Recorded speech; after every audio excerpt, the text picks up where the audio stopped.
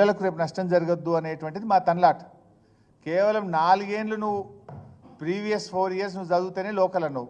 రేపు నీట్లో నీకు best rank వచ్చి ఎయిమ్స్ ఢిల్లీలో చదివితే తెలంగాణలో వాడు అనర్హుడైపోతాడు రేపు పీజీకి కాడా? Is it the way?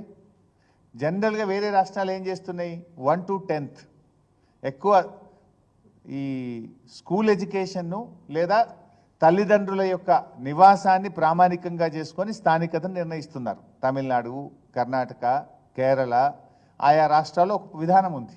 Now it is our state. ఇప్పుడు మనం ఒక నిర్ణయం తీసుకోవాలి, ఒక డైరెక్షన్ తీసుకోవాలి. నిన్నటిదాకా నీకు ఎందుకు అవకాశం లేదు? కేంద్రం ఏం చెప్పిందంటే 10 ఏళ్ల పాటు ఉమ్మడి ఆంధ్రప్రదేశ్లో విద్యా ప్రవేశాలకు ఏ విధానం ఉందో అదే పాటించండి అన్నారు కనుక వీ ఫాలోడ్ దట్. ఇప్పుడు మొన్న 2 జూన్ 2024 నుంచి you are free, you are at liberty to frame your own domicile rules.